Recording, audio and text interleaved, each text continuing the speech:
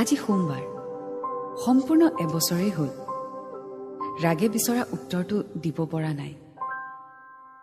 এই এবছৰ আমি দুয়ো ভাল বন্ধুৰ দৰেই কটাইছোঁ। কিন্তু আমি যিদৰে থাকোঁ, হয়তো আনৰ দৃষ্টিত এনে লাগে যেন আমি দুয়ো সম্পৰ্কত আছোঁ, প্ৰেমৰ। ৰাগৰ সৈতে মোৰ চিনাকি হৈছিল খুব অনুষ্টুপীয়াকৈ।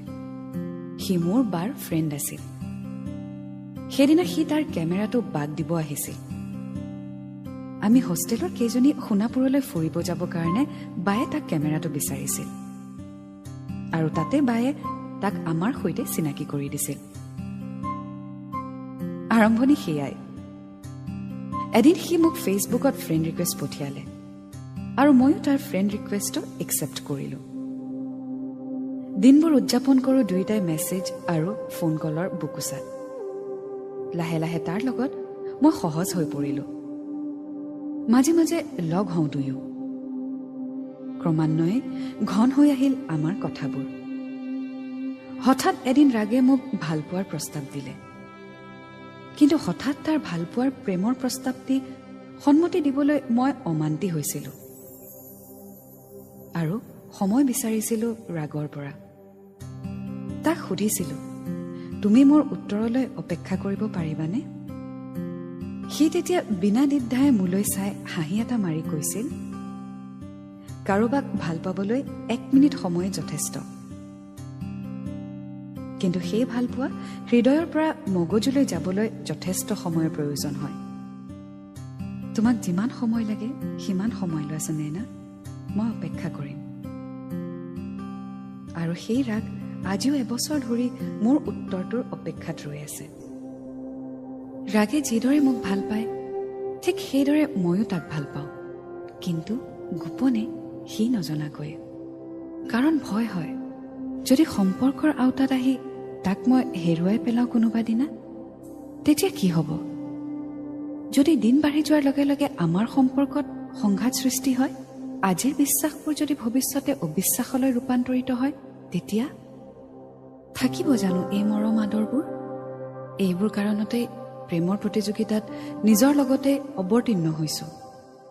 এফালে ভালপোৱা, আনফালে ভয় শংকা।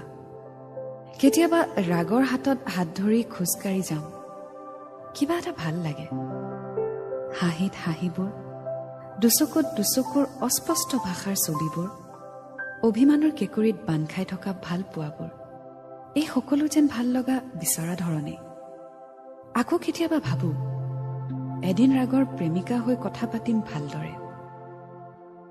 দিন প্ৰতিদিন বাঢ়ি যাব আমাৰ সময়বোৰ ইজনৰ পৰা আনজনৰ। প্ৰেমৰ দস্তাবেজত লিখি যাম আমাৰ সৰু সৰু কথোপকথনবোৰ। কিন্তু তাত আকৌ ভয়টোৱে উক দিয়ে। ৰাগৰ সৈতে বেছিভাগ কথাই হয় মাথো দুচকুৰ। মোৰ লাজ লাজ চাৱনিবোৰ হেনো তাৰ খুবেই ভাল লাগে। সি বিচাৰি ফুৰা উত্তৰটো হেনো লুকাই থাকে মোৰ কাজলৰ তলত।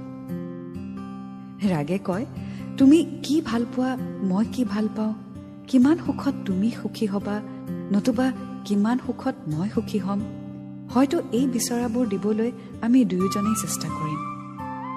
বেয়া পোৱাবোৰ সদায় আঁতৰাই ৰখাৰ কথা দিম, আৰু কথা দিছোঁ, প্ৰেমৰ বিনিময় একো নালাগে। যি আছে তাতে মিলিজুলি তুমি মই আমি হৈ থাকিম। বিদ্যা। তাৰ আৰু মোৰ এই কথাবোৰ মোৰ ভাল লাগে। এফালৰ পৰা আনফালে, ইমূৰৰ পৰা সিমূৰলে অনৰ্গল পাতি থাকোঁ সি আৰু মই কথাবোৰ। আমাৰ কথাৰ শেষ নাই, শব্দৰো আকাল নাই। দুয়োটাই ভাগ কৰি হাঁহি পৰোঁ কথাৰ মাজে মাজে। এভাগ হাঁহি ৰাগৰ আৰু আন ভাগ মোৰ। এটা কথা সঁচা, বিচৰা সময়বোৰত যাক বিনা স্বাৰ্থত কাষত বিচাৰি পোৱা যায়, সেই মানুহবোৰে আপোন মানুহ। আৰু বিচৰা সময়বোৰত যিয়ে অজুহাত দেখুৱাই আঁতৰি ফুৰে, সেই মানুহ কেতিয়াও আপোন হ'ব নোৱাৰে। কিন্তু ৰাগক মই যেতিয়াই বিচাৰোঁ তেতিয়াই তাক কাষত বিচাৰি পাওঁ, অজুহাত অবিহনে। ৰাতিৰ নীৰৱতাত ৰাগে মোলৈ হোৱাটছএপত মেছেজ কৰি পঠিয়াই এই বুলি, ৰাতিবোৰ কিয় ইমান বিষাদপূৰ্ণ? হঠাৎ মনৰ কোষবোৰ মৰহি পৰে। দুখবোৰ কিয় ডাৱৰৰ দৰে হঠাৎ বৰষুণ হয় চকু পানী সৰি পৰে? তুমি কিয় জোনাকৰ দৰে যাক চাই কাহানিও আমনি নালাগে? ভাল লগা তাৰ এই শব্দবোৰ, আৰু তাৰ এই শব্দৰ চাত জিৰাই ময়ো লিখি পঠিয়ালো তালৈ। বিচাৰি পালো ঠিকনা, আপোন আৰু ভাল লগা। হাঁহিৰে লিখিম তোমাৰ আৰু মোৰ গাথা, কোনেও নুশুনে, কোনেও নেদেখে।